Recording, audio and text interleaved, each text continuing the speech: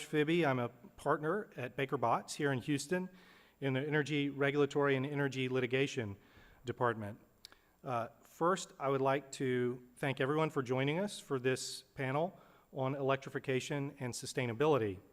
I would also like to thank Ken Medlock and his team at the Baker Institute for allowing me to moderate this panel, and also like to thank all my colleagues at Baker Botts as well as the Baker Institute folks for all the hard work that they've put into putting this summit together this year. Always a fantastic event every year. What I'll do today for this panel, what I'd like to do is just provide a brief introduction of our four panelists. We'll have two panelists here in person with us at Rice University, and two will be joining us on the screen, be joining us remotely. So we'll do the best we can to achieve a lively discussion and a free-flowing discussion on this panel with the benefit of the technology.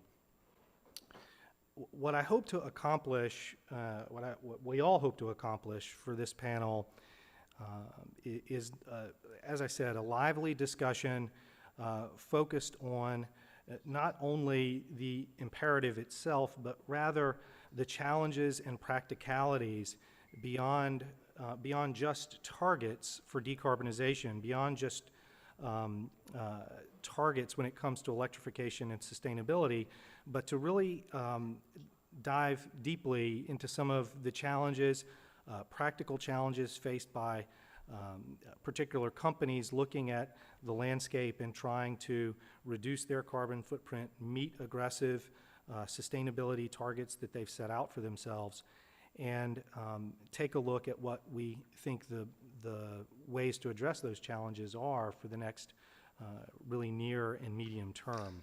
So with that just very brief introduction, I'll mention who our four panelists are for today's discussion. First, we have Dr. Michot Foss, who is the Fellow in Energy, Minerals, and Materials at Rice University's Baker Institute. So thank you for joining us. Next, we will have Carl Williams, who's a Houston-based private investor focused on climate infrastructure. Before leaving earlier this year, Carl was the head of global power and renewables at Riverstone Holdings, LLC, which, if you're not familiar with it, is a $40 billion asset management firm that invests in private markets in energy, power, and infrastructure. And more importantly, Carl is a graduate with honors in chemical engineering and economics from Rice University, so back home. Next, we also have Dr. Jeanne-Mey Sun, who is the Vice President of Sustainability at NRG Energy, Inc. So she is truly a leader in corporate strategy for her particular company, NRG, which itself is a leader in this space in achieving their net zero carbon footprint targets by 2050 in NRG's case, and advancing various sustainability solutions for the business. And fourth, also joining us remotely, we have Todd Snitchler, who is the president and CEO of EPSA, the Electric Power Supply Association, where as an advocacy organization, EPSA advocates for policies that focus on achieving and maintaining well-functioning and properly regulated competitive wholesale electricity markets. So with that brief introduction, I'd like to have each of our panelists give a few opening remarks, and after that, then we'll have some questions, and would encourage all of our panelists, both here and remotely, to feel free to comment on each other's comments and jump in. We'll do our best not to step on each other's as we're talking, but certainly encourage it to be a free-flowing discussion. So with that, I'll turn it over, Michelle, for your remarks. Well, thanks, George. I really appreciate your efforts in organizing our discussion today, and I'm really happy to be here and happy to see people here in Baker Hall and to contribute to our discussions and hopefully add to some things that came up already in the previous panels and discussions, which were wonderful. and maybe bring up some things that we haven't brought up before. As I start, we may not have circular economies yet. Rachel and I talk about this a lot, but we certainly have circular emails within the Baker Institute. And this phrase, spreadsheet decarbonization, was in one of them. So I have stolen it. I have no idea who on earth invented it, but I've been using it in presentations lately because it captures, to me, a tendency out there that's kind of a problem. I wish that we had an ability as a human race to have the kind of thoughtful discussions that we've had so far this morning, because boy, we have a lot of thinking to do. What this is for me is the tendency to say, oh, I've got X amount of emissions over there I need to get rid of, so I need Y amount of stuff. Plug it into the spreadsheet and there's the answer. I go over to NRG and I sell it to Jeanne-Mey, hopefully, right? None of the details, none of the peeling of the onion like we've been doing today, but boy, it's exciting. And if you have a Twitter account, I can assure you that you can be an energy transition consultant, because I've seen that happen enough already. Power grids are really complex things. So what I'm going to try to do is blend some of the thinking that we've been doing on energy, fuels, energy feedstocks, chemicals feedstocks, non-fuel minerals, the overall pressure on material supply chains relative to the specific goal of what we put onto our power grids and in what form. So that's my goal. I'm going to start, by the way, with the underlying assumption that everybody wants to do good.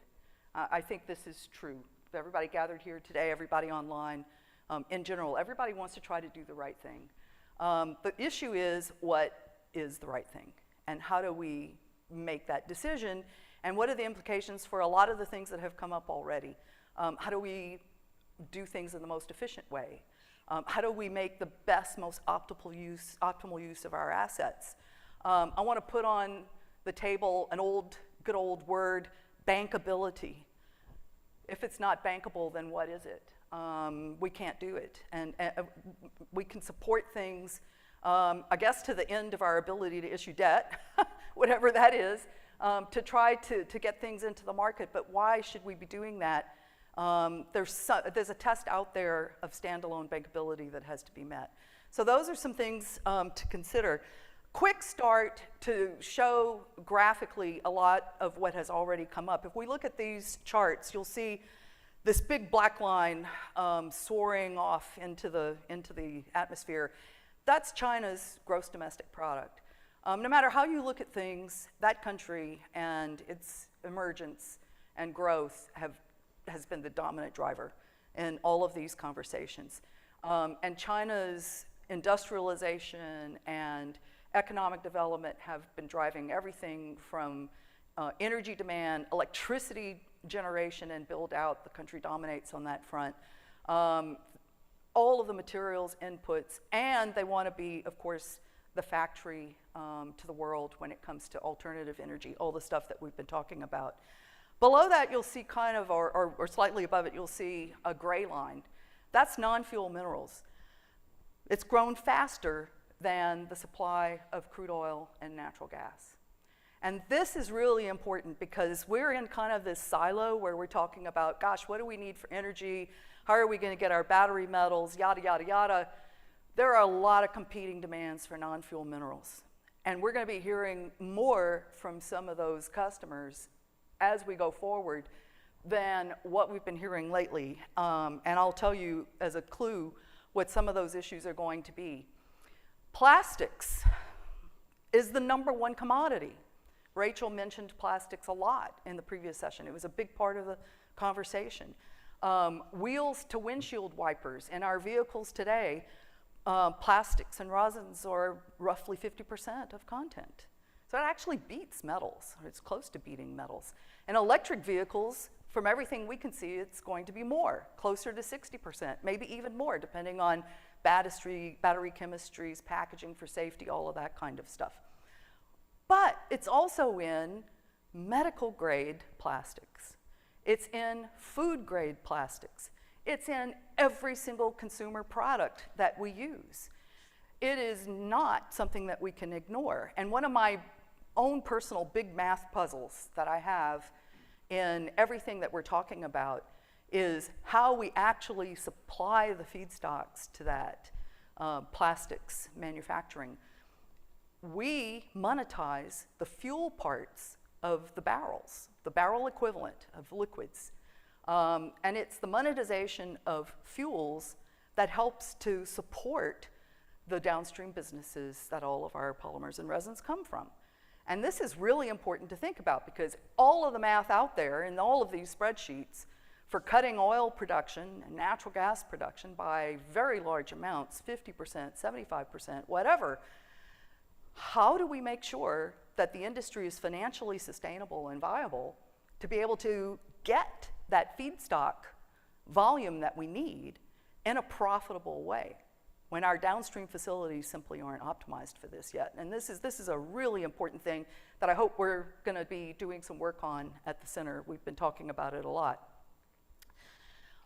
One of the other things we've been doing with plastics is we've been substituting for other metals. Plastics are light, they're durable, they're very attractive for components, for a lot of things.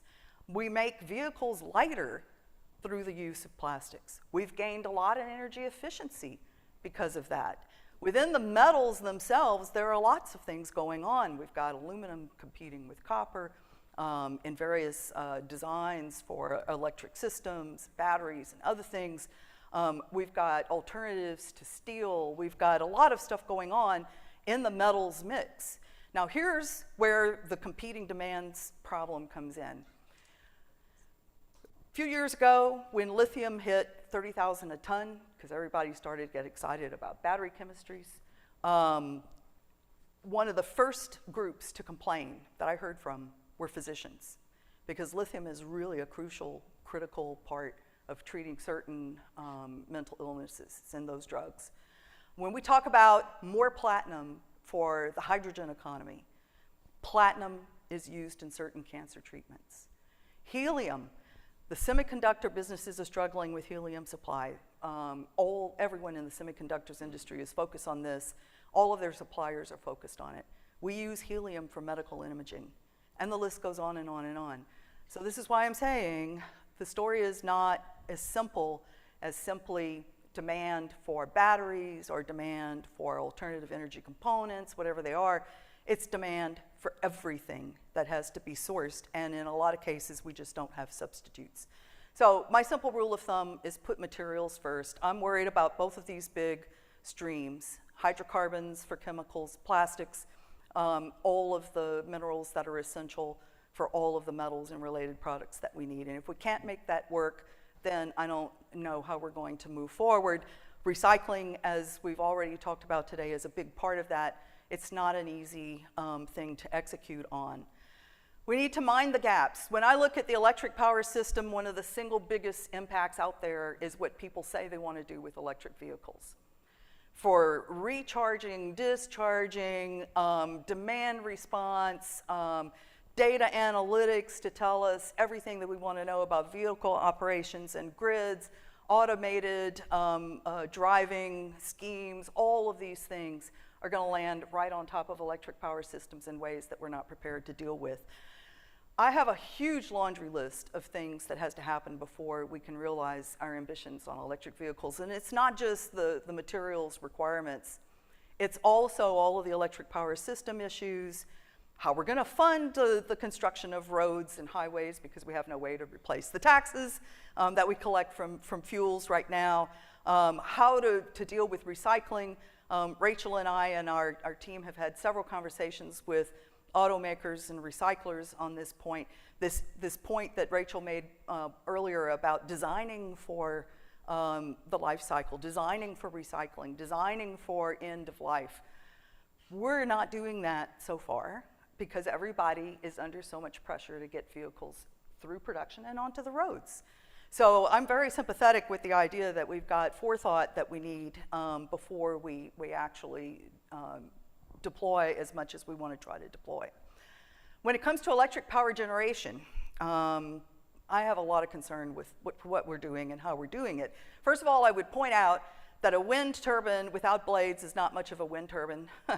It turns out that solar PV without plexiglass doesn't really help either. So these are essential components for these alternative energy technologies that won't work without them.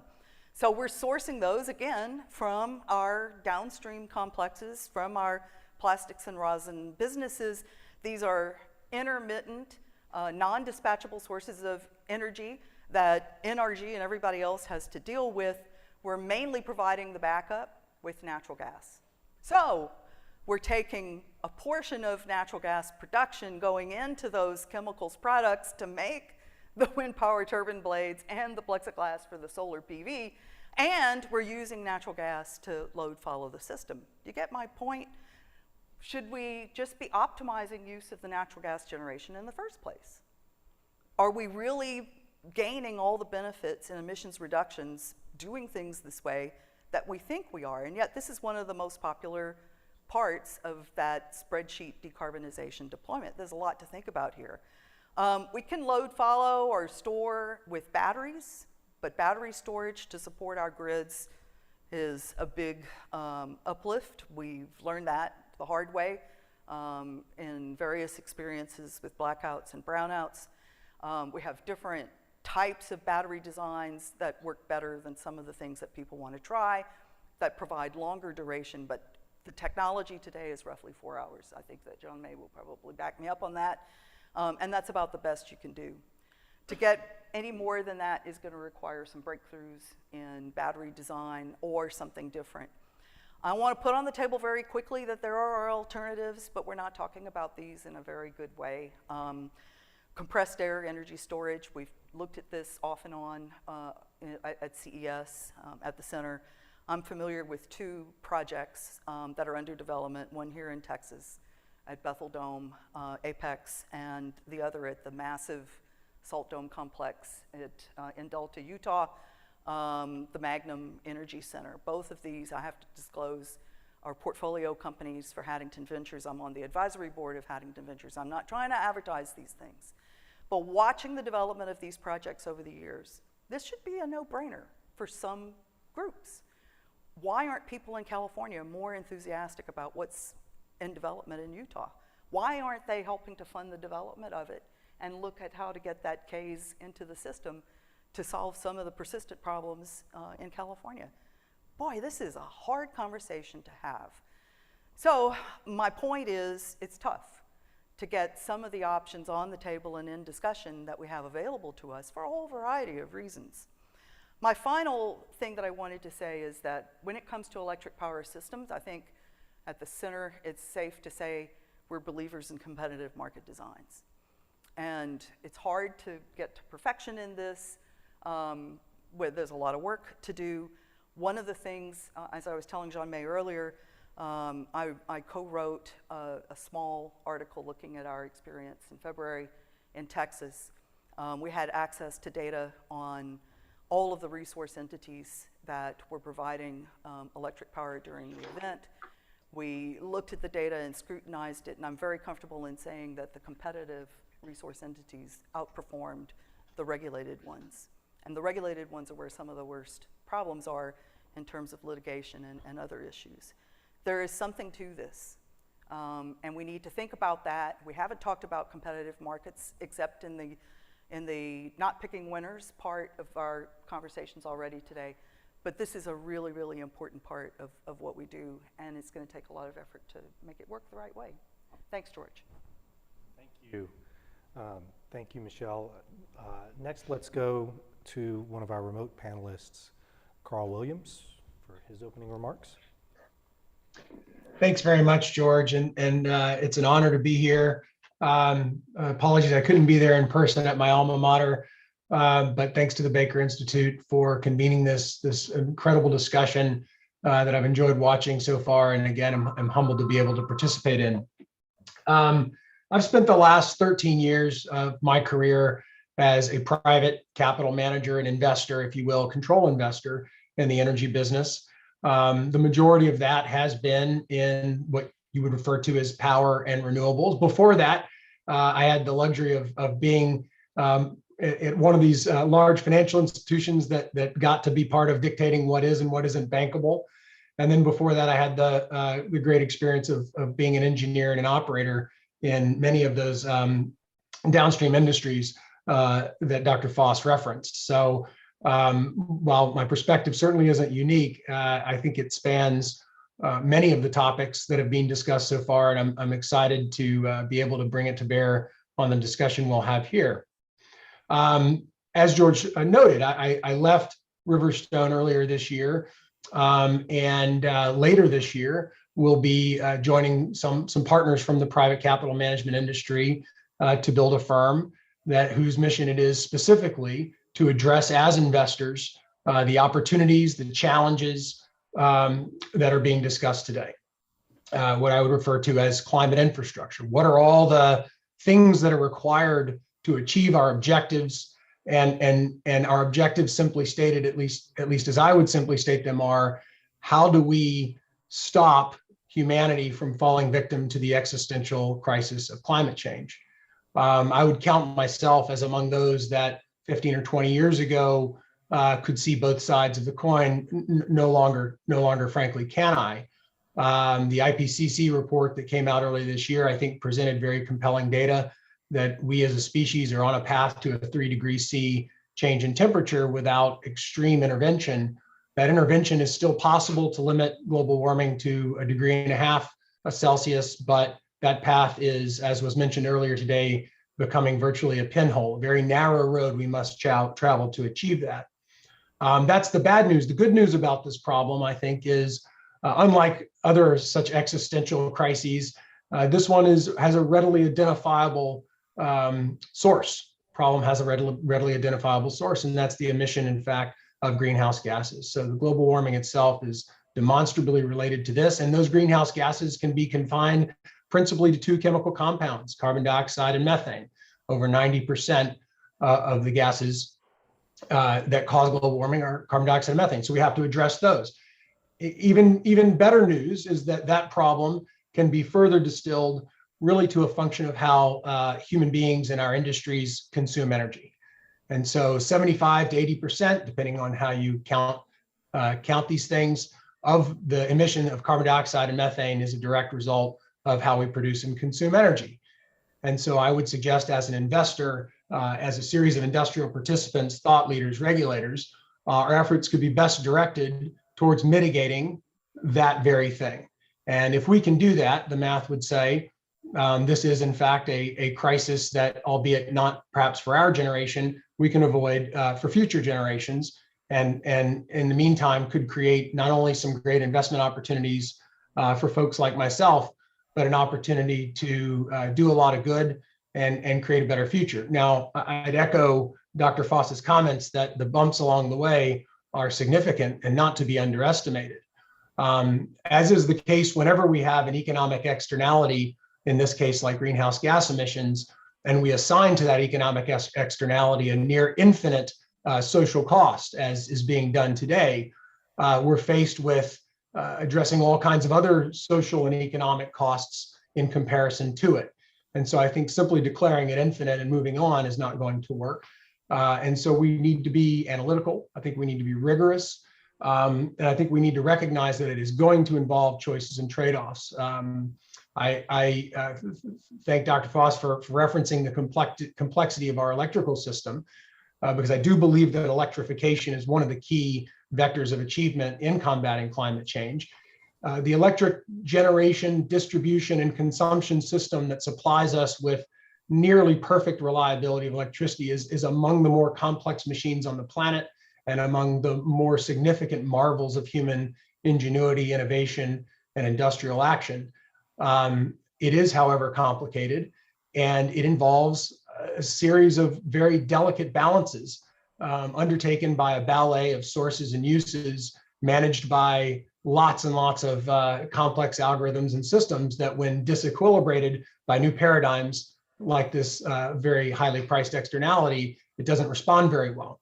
And so dealing with that, investing in the types of assets, the types of businesses that allow us to achieve our objective as a species while continuing to thrive in the short run, industrially and socially, I think is a challenge worth undertaking, and one I hope that I and my partners can pursue with gusto. So excited for the remainder of the conversation, and thanks again for the opportunity to be a part of it.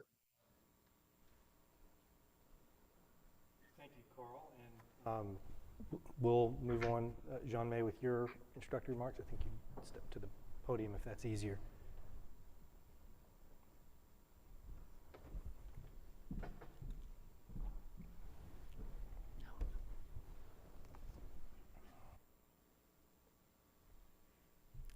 Yeah, everyone can hear me. All right, well, thank you to Ken and to Rice for inviting me here today. We're very happy to be here to talk about electrification, which is our core business. A couple of notes just before I start the presentation.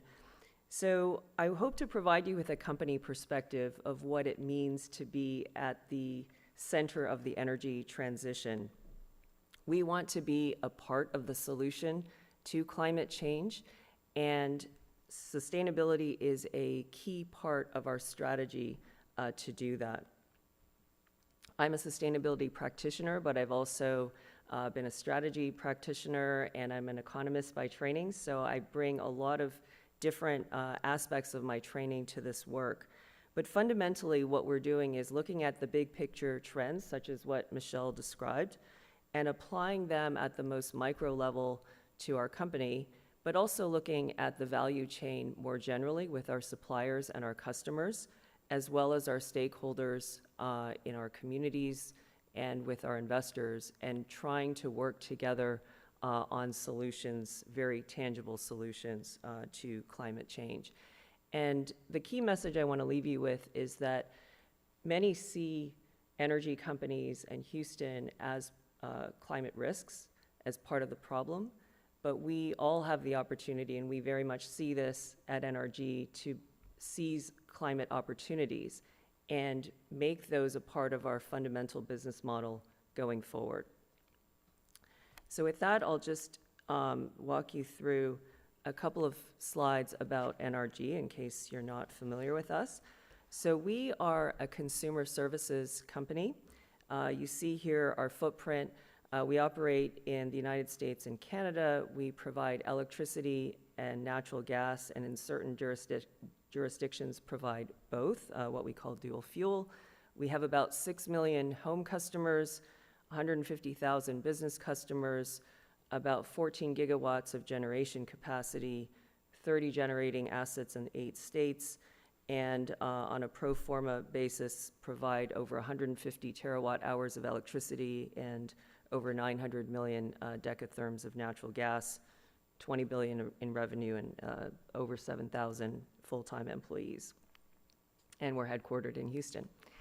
Our portfolio, as I said, is power, natural gas, power services, and home services. And you can see we operate under a number of different brands, and hopefully many of you are customers already. And if not, please talk to me about how you can become a customer. So in terms of how we see electrification and our strategy, obviously there is an increasing move toward using electricity to power many elements of daily life, and we certainly want to be part of that. Digital is big as well, smart home technologies, home experience, and then the last is clean and resilient energy. And there really is a focus and a demand from all of our customers, business to home, on having cleaner energy solutions. I'm just going to quote a couple of statistics here from a survey we did recently.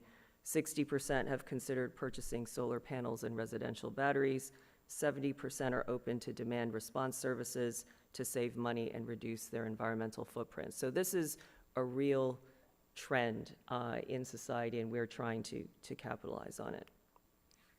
In terms of our sustainability strategy, I mentioned that it is core to our corporate strategy to have sustainability as part of it. And so we think about sustainability in 5 pillars that span all aspects of our value chain and our ecosystem. So our business, our customers, our workplace, our operations, and our suppliers. In terms of some highlights of what we have done, This slide is a bit busy and it's organized according to E, S, and G elements. I'll focus on the S and G because I'll focus on the E in the next slide. But we consistently have top decile safety performance. We have a very active philanthropic arm. Diversity, equity, and inclusion is one of our core values, and our board is 64% diverse when you consider gender and ethnicity. We have very strong governance, so full board oversight of sustainability with in-depth reviews at committee level for many years. Last fall, we became the first North American company in any sector to issue a sustainability-linked bond, and we've since issued a sustainability-linked note in August. We just released our 11th sustainability report. We were one of the earliest supporters of the Task Force for Climate-Related Financial Disclosures, and we just finished reporting for the 5th year according to SASB standards, the Sustainability Accounting Standards Board, and we've reported for even more years to the CDP Climate Disclosure Project Climate Questionnaire. So I'll talk a little bit now, just to end this presentation, about our climate leadership in particular. So here, we disclose and have our greenhouse gas emissions audited every year by our auditor, who is KPMG. You can see here that our baseline year, which was 2014, we started out with almost 64 million metric tons, and we set a goal to reach a 50% reduction by 2025 and net zero by 2050. As of the end of last year, we had actually overshot that goal. Now, we do think that partly that was because of the pandemic, so we're not declaring victory quite yet, but we do have line of sight to that 50% reduction by 2025. In terms of some climate accomplishments, back in 2014, we were the first major U.S. electricity generator to set a specific decarbonization goal. We then were one of the first 10 companies globally to have a decarbonization goal validated as 2 degrees Celsius aligned by the Science Based Targets Initiative. Last year, I mentioned that we were the first North American company to issue a sustainability-linked bond, and then just earlier this year, we became the first power company in North America, and still the only power company in North America, to have a 1.5 degrees Celsius aligned decarbonization goal validated by the Science Based Targets Initiative, and I believe there are only 16 companies in power globally that have that designation. So we're very proud of what we're doing. We are taking the risk of climate change very seriously, and as I said, we are trying to decarbonize our own operations, but also provide sustainability products and services to our customers to help them achieve their goals. And that is both good from a sustainability standpoint and also from a business standpoint as well. So we see that as a very big opportunity.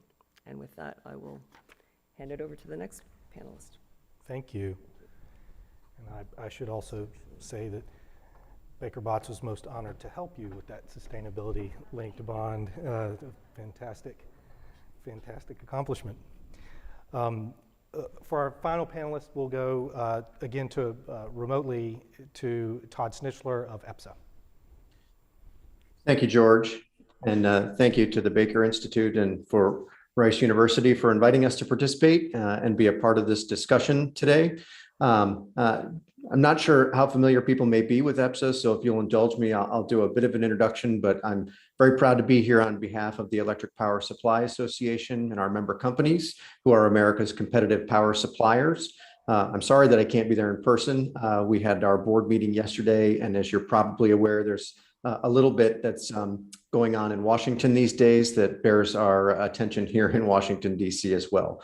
So while that's not my slide deck, I'm happy to kind of talk through kind of where we are while we find the right one and put it up. So I want you to know a little bit about EPSA and our members, one of whom is NRG, who you just heard from, but competitive power generators in our membership, which include NRG and others, bring about 150,000 megawatts of reliable, affordable electricity to the nation. That includes about 42,000 megawatts of generation that's located in the state of Texas. Our portfolio is changing, but right now it represents about 73% natural gas, about 17% coal, 3% oil, 2% that's competitive nuclear, and then there is a growing portion of wind, hydro, solar, geothermal, and our members are very active in growing the portfolio around storage and battery storage resources as well. As George noted when he was kind enough to introduce me, at EPSA, we advocate for fuel and technology neutral competitive wholesale power markets that are designed to allow all resources to participate to provide power generation solutions that meet reliability, cost, and decarbonization goals. And our members are a key piece of that puzzle when it comes to advancing sustainability goals and supporting increased electrification. Next slide, please. Some historical data, I think, is useful for folks that may not be familiar, but to date, power providers in competitive markets have delivered significant wins for American consumers, the reliability of our energy infrastructure, and the environment. Being that you are in Texas, and we want to be aware of that, in ERCOT, competition has been a driver of renewable growth and helped reach record levels of wind and solar generation in 2021. And Texas continues to lead in net electricity generation and installed capacity from wind power.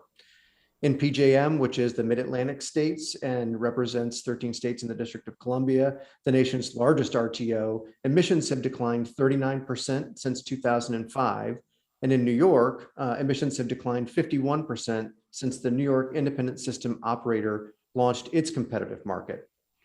EPSA member companies have led the way in bringing new clean technology to market throughout the US, including renewables development, more efficient combined cycle natural gas turbines, and some of the biggest battery storage projects in the world. And they've also found ways to repurpose former coal generation sites and other retired resources to build new, cleaner generation. Next slide.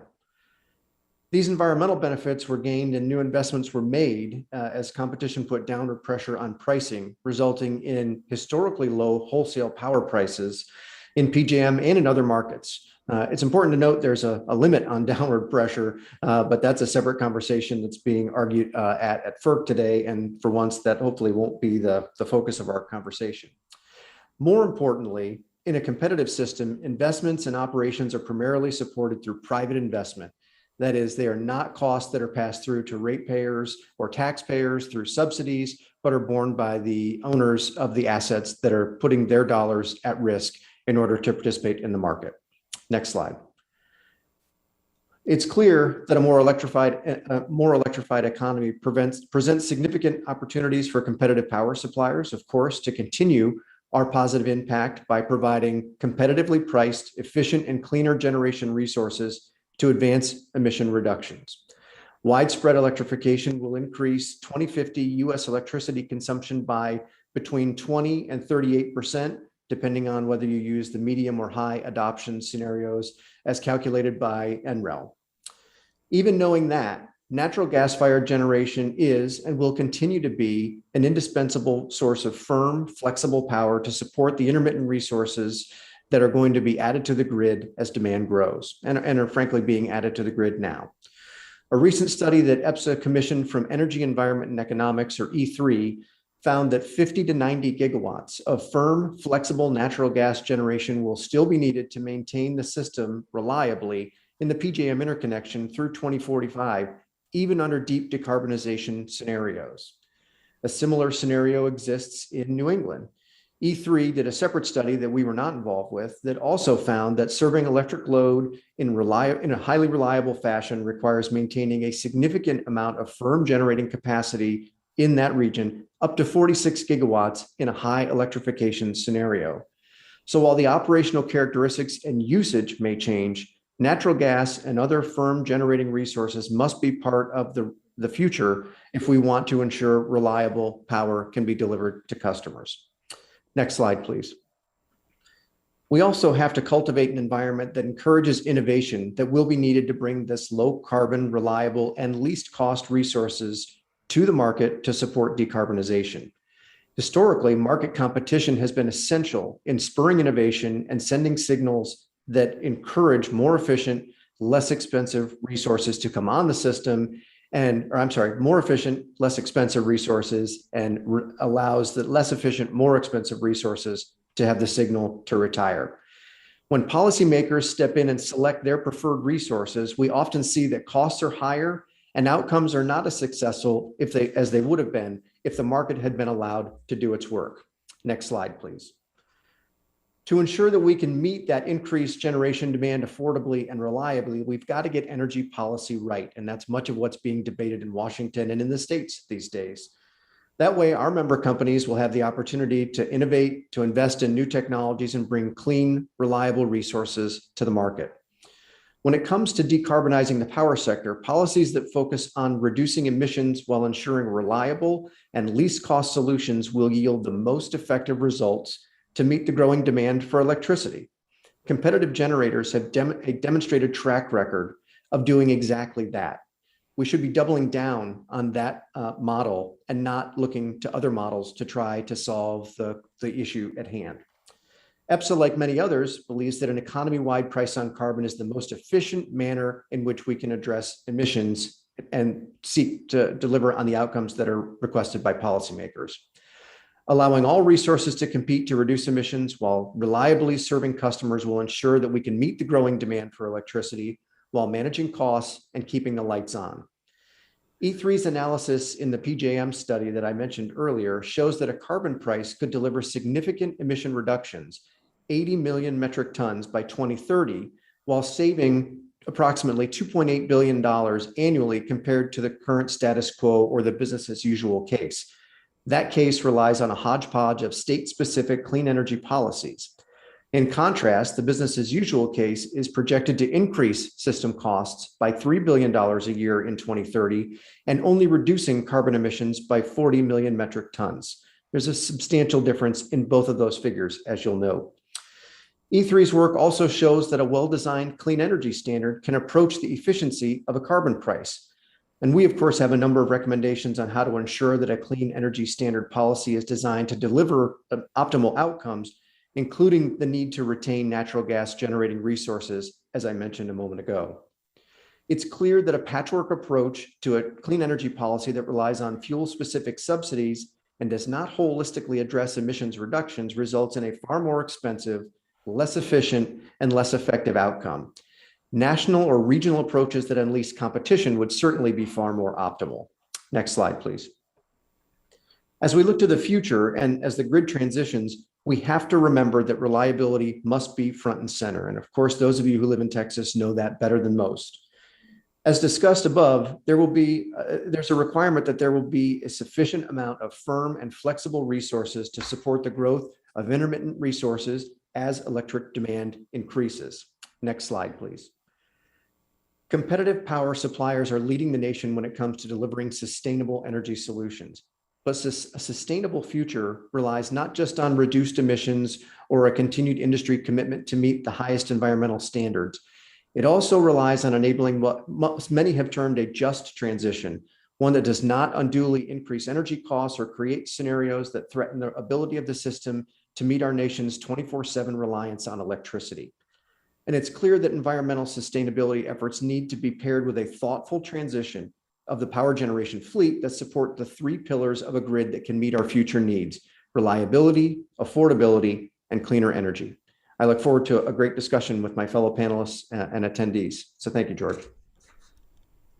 Thank you. Thank you, Todd, and thank you all of our panelists for your opening remarks. What I'd like to do is open up with just a few questions, really toss out for any of the panelists who would like to comment, and would also like to remind those joining us online that you can submit questions online, and we'll try to get to some of those. And if you're here in the room, of course, you can send questions up to the front, and we'll try to work them into the discussion. So let me start off with this.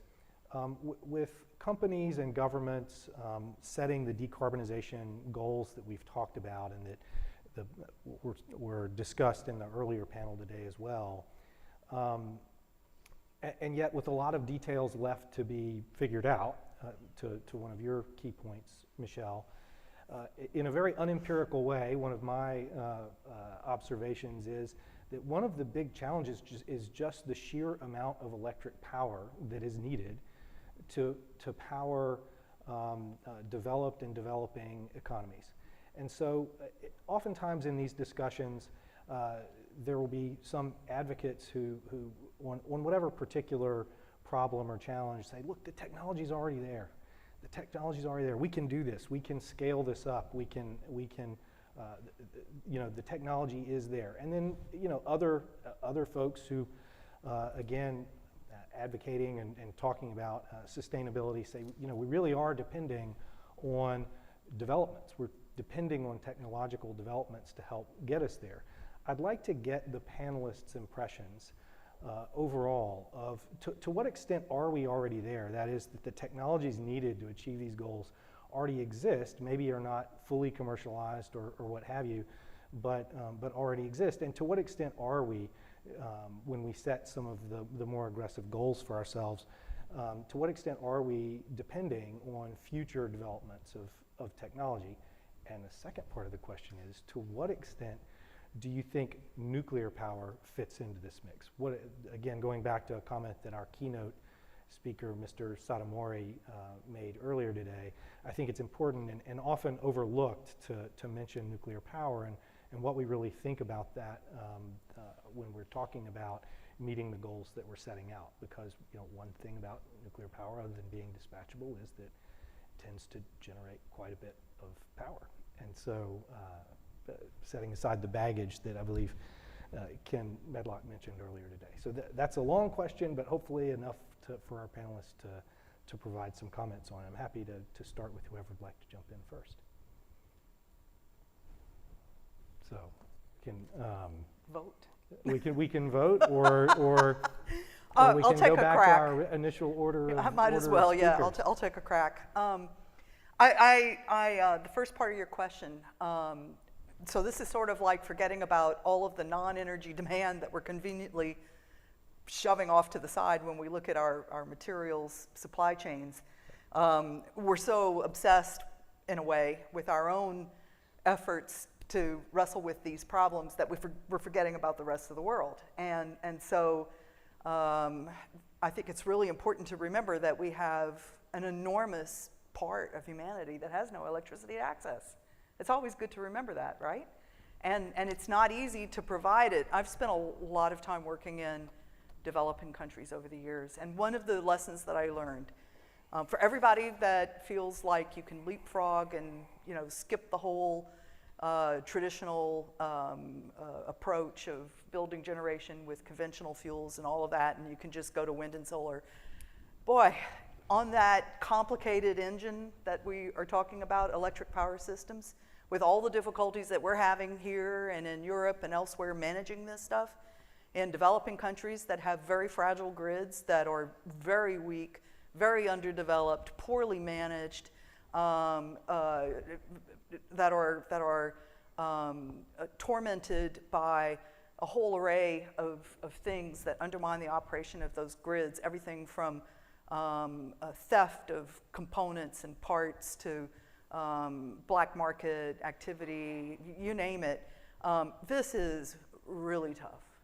I mean, over the years I've had amazing conversations with people who want to try to install solar in the MENA region. But equipment gets stolen and sold on black markets routinely. So you're constantly fighting the battle of trying to get stuff installed that somebody is going to walk away with and try to monetize in a different way. So these are huge problems that we haven't talked about at all today. And I think that they need to be on the table more, probably first, because whatever it is that we think that we're going to do as human beings, we have to take care of that first. We have to figure out how to help all of the folks that don't have access, affordable access, good, clean, modern power generation and systems, before we start messing around with our own, almost, I think. Fair enough. And anyone want to take the nuclear power question? Yeah, I'm happy to weigh in on that one. I am fortunate to have served for a number of years on as the chairman of a nuclear oversight committee of a large generating station. And I must say that I was incredibly impressed with the efficacy of that machine, that category of machines in generating carbon-free electricity. I think, as was referenced in the prior panel, it is behind hydroelectric power, the most significant source of zero carbon electrons in the world. And the one that I would argue, and was argued earlier, is most at risk. I think if you were to stack up the problems, George, that you referenced in your question, in the last 12 months in the US, for example, we consumed about 4 trillion kilowatt hours of electricity. It's an astonishing amount. And it's growing. And not only is it growing by virtue of the economy itself growing, but it's growing through substitution. So now we're going to replace all the gigajoules that we have been using for internal combustion engines, the gigajoules that we have been using for all types of other home heating, et cetera, with electricity.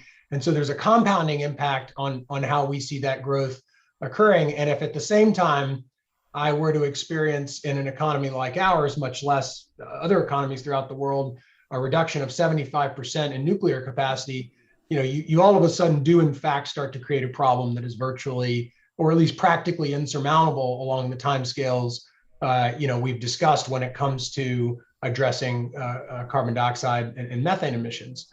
And so it is the scale of the problem cannot be understated. And the fact that the juxtaposition of us here in the US with our 4 trillion kilowatt hours of demand, where we absolutely lose our minds, should we experience even reasonably brief periods of unreliability, compared with folks who live in darkness and without refrigeration and many of the things that we take for granted wholesale. And so the enormity of the problem cannot be overstated, nor can its complexity. But I don't necessarily think that's a good argument for not using all the resources at our disposal to address the existential problem in what we have already. I do think that, and as it relates to nuclear, perhaps this is a great example of that. I characterize the electric industry with something I call the trilemma. I think Ms. Sun definitely referenced it, in her presentation. You've got cost, you've got reliability, and you've got green or carbon footprint. And it's an overspecified problem. You can't pick all three. I wish you could, but unfortunately the mathematics say we can't. You can pick two and the other would be determined.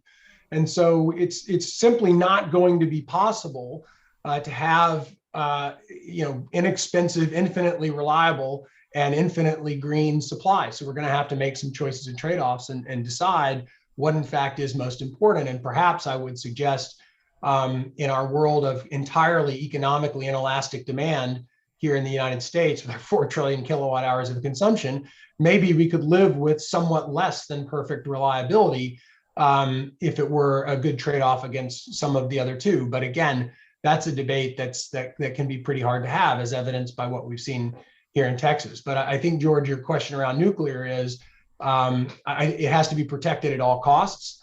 I think it has to be invested in because its withdrawal as a source of electricity globally would essentially make the climate achievements we've been talking about practically impossible. George, I'm happy to just chime in with a couple of additional thoughts to that. I appreciate the comments from both of the panelists on this.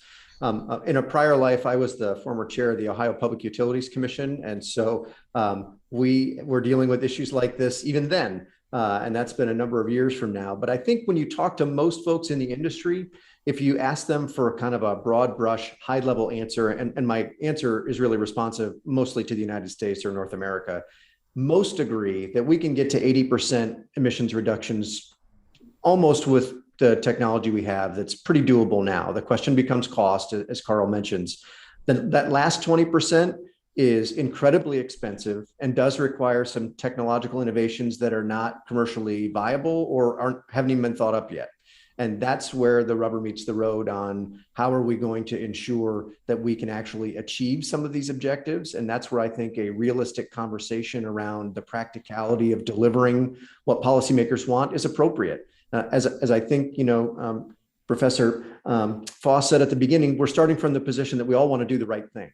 The question is, how do you balance the three-legged stool that Carl mentioned about affordability, emissions reductions, and reliability? And I smiled when he said, maybe we could deal with a few more interruptions to our reliability, because I can assure you, not having had an experience nearly as bad in Texas, the phone rings when there are even modest interruptions. And so that becomes a real issue. And it's one that I think needs to be discussed and certainly should be on the table. To the point about nuclear, I think sometimes EPSA is painted in a light that I think needs to be corrected, and that we're somehow opposed to nuclear resources. And that's not true at all, and that our members own nuclear generating resources. And so we think that they do have a place in making sure that we can achieve our objectives. The problem becomes when nuclear resources are used as a cudgel to distort the market outcomes that can be achieved if we properly address how we want to price the externalities.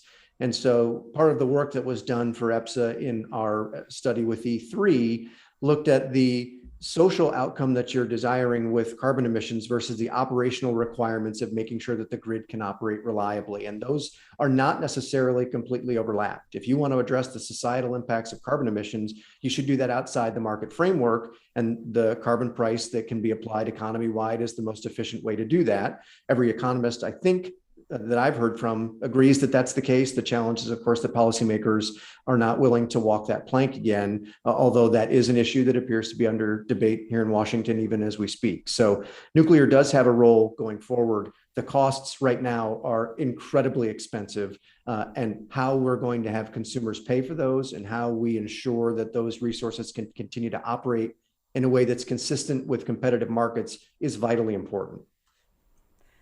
Thank you. Michelle. Can I ask the panel a follow-up question? Because absolutely.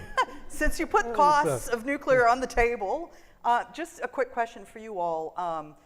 We've had all kinds of cost adventures as we've tried to expand South Texas, Vogtle, et cetera, et cetera, et cetera. And over the years, looking at small-scale designs, what I've heard repeatedly from developers and backers is that we can't license these in the United States. It's too expensive.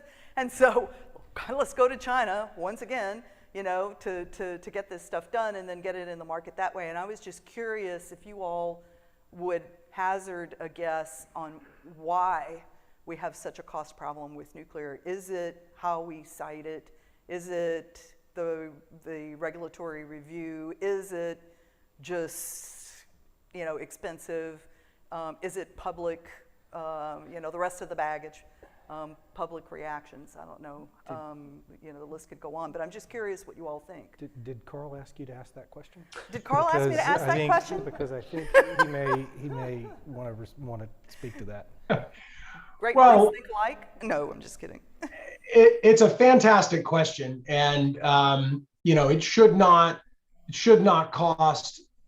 be estimated to cost $15,000 per installed kilowatt of capacity and then overrun to $50,000 to build one of these machines. You know, they are kind of 5 nines or 6 nines reliability engines. The safety considerations around nuclear safety are never to be underestimated.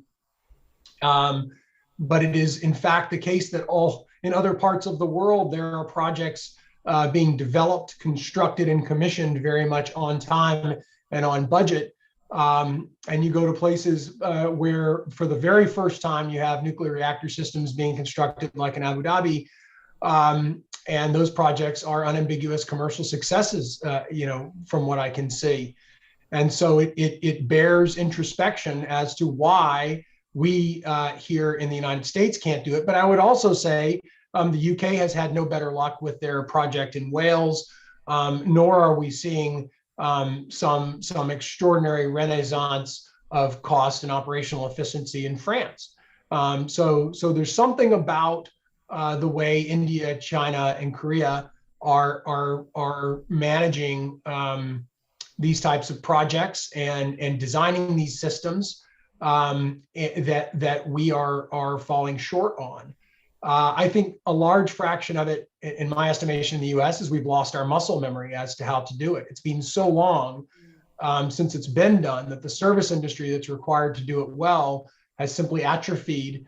and lost its efficacy. And our policies in the US as it relates to nuclear safety, nuclear construction, design approval, design basis, rules, et cetera, don't permit us to import from many nations the types of goods and services that could make it happen more efficiently. So I do think it is a regulatory paradigm that is the root cause, but I'm not sure that it's easy or quick to fix here in the U.S.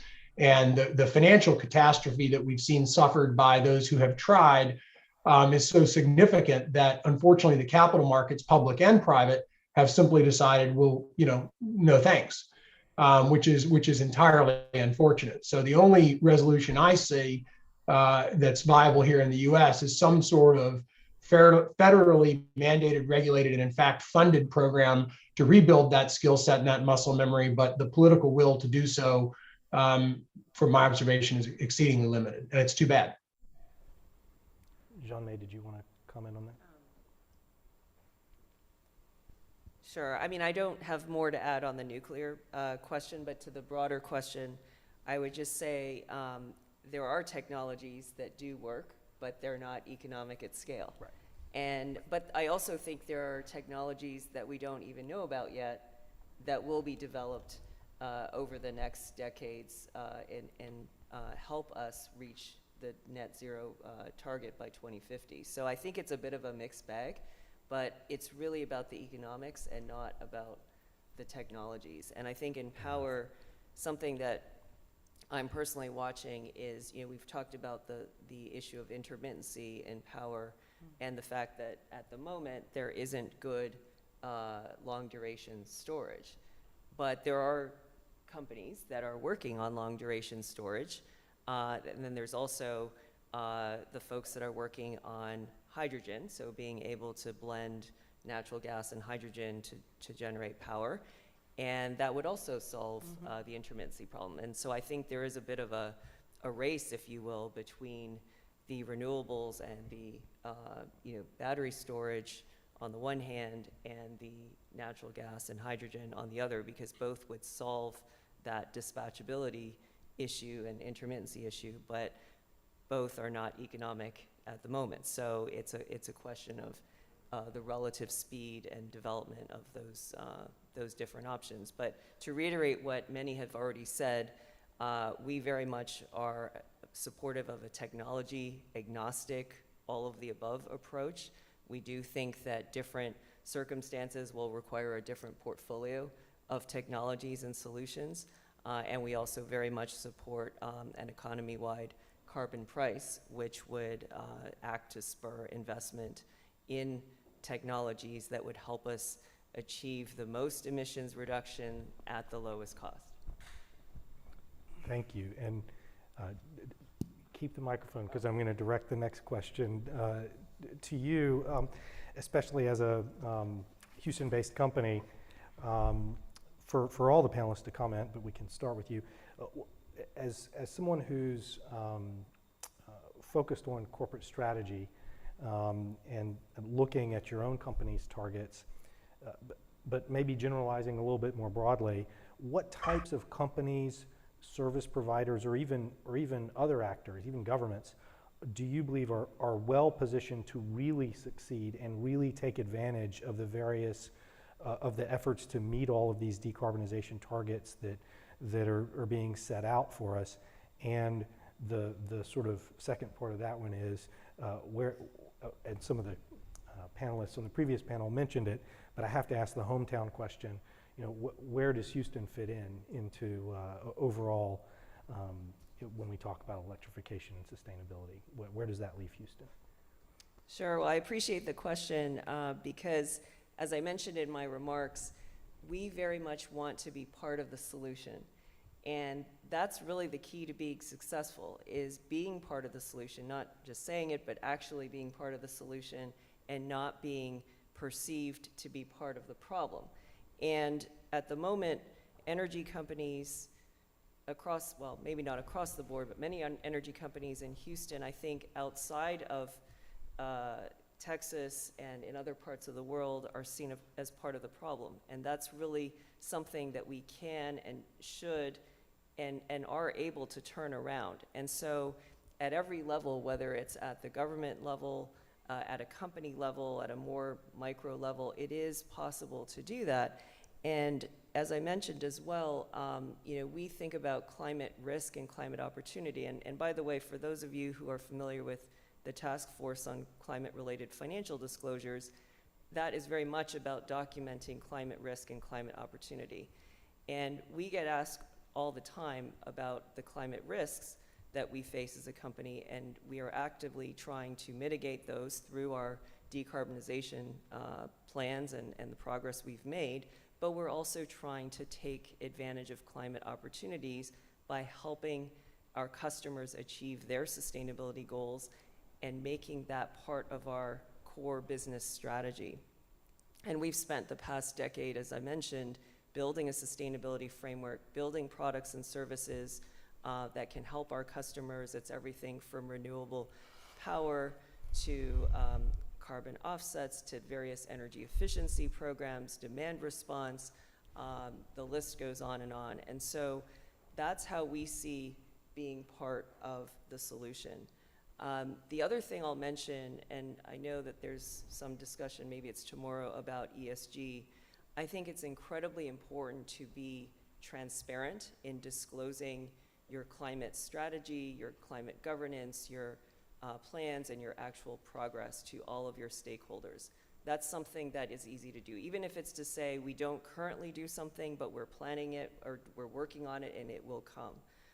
And that's why I mentioned as well in my presentation that, for years we've issued a sustainability report. We report across all the major sustainability frameworks and have had our goals validated at the highest level. And that really does help us communicate our strategy to our stakeholders, particularly our investors who ask us all the time about what we're doing. So these are some very tangible steps that every actor can take, whether you're a company or a city or a state or a country. Thank you. And I'm not sure if any of the other panelists want to jump on that or comment on others, or we can move on to the next, maybe some audience questions or whatever. Well, I'll add quickly from the Houston perspective, a couple of different kinds of answers.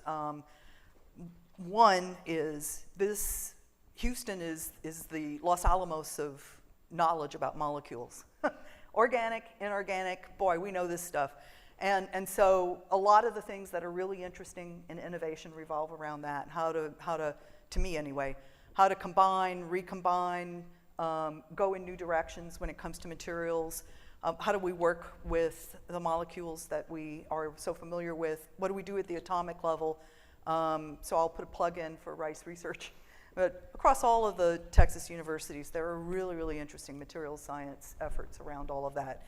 So that's one that I think we need to recognize, given the importance of our plastics, our polymers, and so on. This is just crucial. And the other thing that has come up is we look at the sourcing for all of your supply chains, for all of you who are in the business of providing power and managing electric power systems.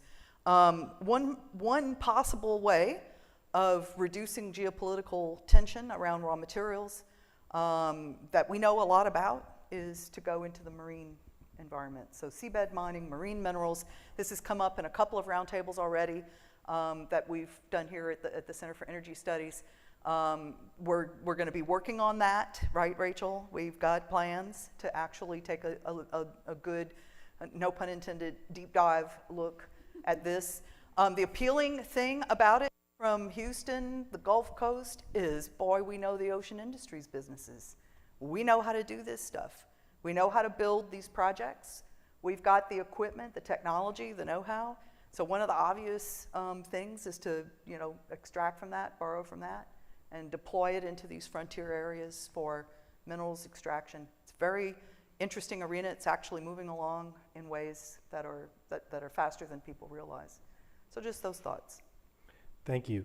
I'd like to touch briefly on financing, on One of the questions, I believe in one of the earlier discussions, so where does all the money come from for all this? And so just thinking about the financing challenges associated with electrification, sustainability, the whole transition that we're talking about, I had one particular question I'd be interested in the panelists' thoughts on, because we do have one panelist from a public company and one panelist who's been in private equity.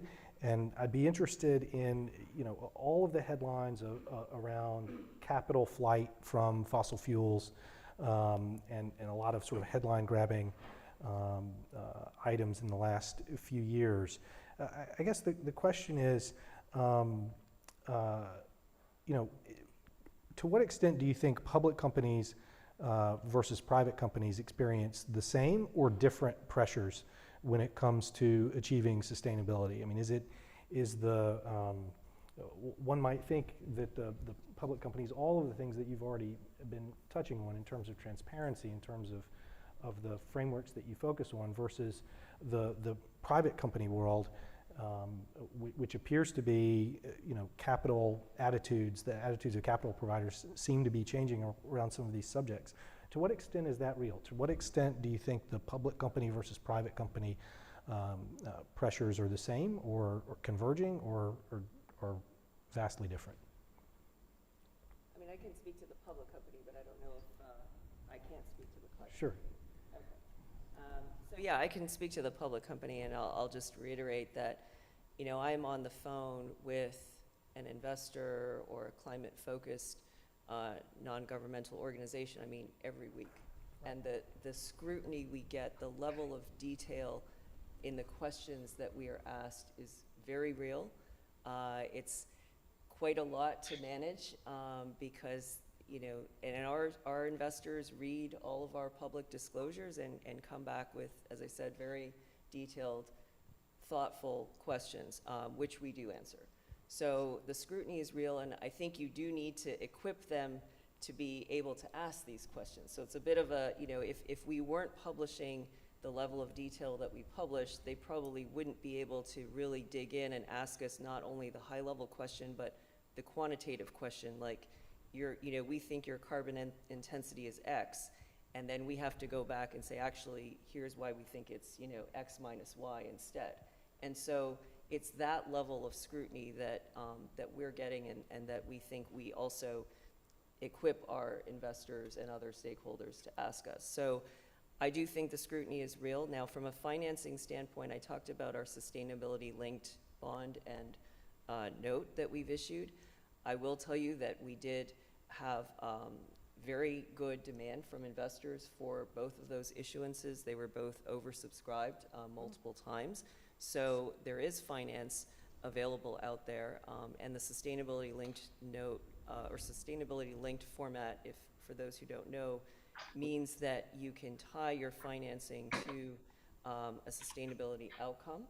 It doesn't necessarily need to be, the use of proceeds doesn't necessarily need to be for a particular green or sustainable or social project, if you will. So I do think that mechanism is growing significantly, and actually was just speaking about it last week during a Climate Week event hosted by Moody's, and all of those mechanisms are growing. So that is something that is available, but again, it requires a very robust sustainability program, because of course, when you issue that type of bond or note, we had to have a sustainability linked bond framework, which we've now used for both issuances. We had a lot of scrutiny about our science-based targets, initiative validated target, and other ESG related questions associated with it before investors would actually buy into it. But of course, once we answered those questions, then we saw the huge oversubscription as a result. Thanks. And on the private capital side? Well, George, I think it used to be the case, certainly in my experience, that one of the wonderful benefits of being a private owner of equity in companies and a private capital provider was that in some sense the opportunity existed to not be exposed to many of the costs and much of the administrative scrutiny that can come from being an issuer of public capital. I think on this particular vector, the experience that certainly I've seen recently and am continuing to see crescendo through the private capital markets is almost identical to what Dr. Sun described having experienced at NRG. And so whatever arbitrage or difference might have existed at one point, I think it's largely evaporated when it comes to the subject of climate change and carbon footprint and ESG generally, but really on this particular vector that we're talking about here, so much so that I would suggest it's become on a negative controls basis a near binary criteria. So even in the presence of extraordinary returns opportunities and what I might argue are some fantastic opportunities to achieve demonstrable levels of decarbonization, the private limited partner investor community has simply decided that no longer is it tolerable to invest with managers who will proactively take exposure to any kind of direct combustion of fossil fuels, period. And so I would say, if anything, maybe we've seen a bit of a flip in the other direction, whereas a manager of private capital, we're experiencing this binary criterion being expressed as it relates to how we raise capital and then put it to work. Whereas I think public companies are perhaps permitted a more continuous range of opportunities to do so. So I wouldn't say it's quite flipped yet, but gone are the days where the private capital management community could exist within the seams of topics like this one. I think that paradigm's over. We're running short on time, so before we conclude, I do want to ask the king for a day, or the magic wand question of everybody, which is, what would be one public policy change, let's focus just on the United States, that you would recommend for the overall improvement of the electric power industry, whether or however that is for purposes of electrification and sustainability, however it is that you conceive of improvement, whether it's affordability, reliability, or clean energy, sustainability, what would be sort of your one magic wand policy change that you would make? And if you care to go in the other direction, what would be one policy that you would say would have serious negative consequences? Maybe anything that's under discussion now, or being under discussion now, or in place now. So we can start. Why don't we, Michelle? Why don't we start with you on this one? So I'm gonna take the thing that I would like not to happen Okay. point of view, and to the point of the previous discussion on capital markets, let's not spend any money until we know what we're spending money on. I'm somebody who's really bothered by all of the proposals that are under debate right now. I realize that there's a lot in the spending bills that people are interested in with regard to various aspects of the discussion we're having today, but you've got the other side of the coin, which is the tax side, the revenue raising side, which has huge implications, the crowding out effects, the impact of a lot of public spending on private capital markets, which we all know is a real dilemma. And I think that right now we're kind of in a mode in which, for a lot of people, spending money is policy making, which is not true. I mean, if there's maybe a Baker Institute message in this, is the importance of getting this stuff right in terms of how we're doing it. And I don't feel like we're there at all. So that would be my wish, I guess. Thank you. Todd, why don't we go to you next?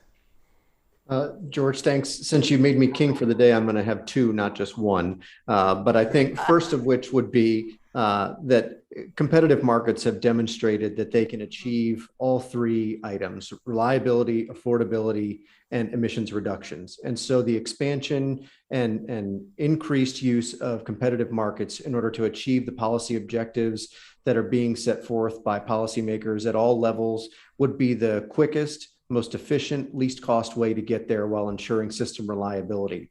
The second thing I would add is that I know it's politically untenable, or at least it has been, but actually putting in place a thoughtful economy-wide price on carbon would do all of the things that we've been talking about, which is to drive emissions reductions, to do it at least cost, to encourage and spur innovation that would allow us to achieve the objectives that policymakers and industry, frankly, combined want to try and achieve. So I would do those two things in common, and I think you would see a rather dramatic acceleration in the success of the outcomes that policymakers say they want.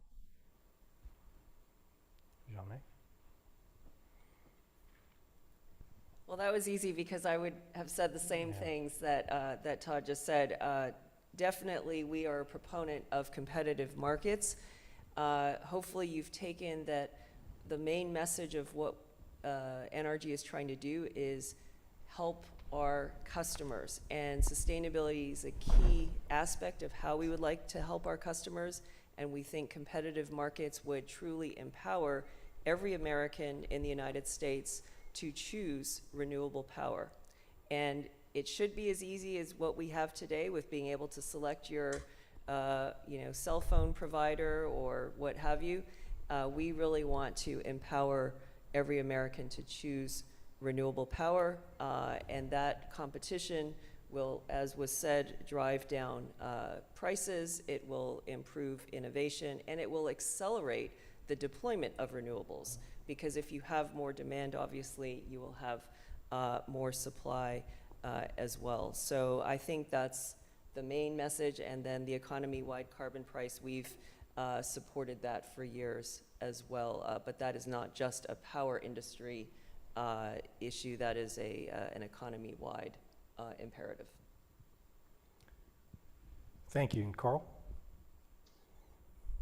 Yeah, on the King for a Day policy, I think I would want to see some federal intervention to remove many of the legacy roadblocks associated with the development of transmission and distribution infrastructure by parties other than rate-regulated utilities, in the context of rewiring this whole system to work properly in the context of how it's going to evolve. I think the multi-decade long development and installation cycle for privately or non-utility developed transmission and distribution infrastructure has got to go, and will quickly become the rate limiting step to our ability to achieve our objectives on all fronts, whether it's cost, reliability, or carbon footprint. And so some sort of overwhelmingly lubricating policy framework that would permit capital to flow freely into those types of assets without the intervention and blockages that can come from that asset class's legacy is primarily one of rate regulated monopoly. Thank you. I think we may have time for one more from the audience before we conclude.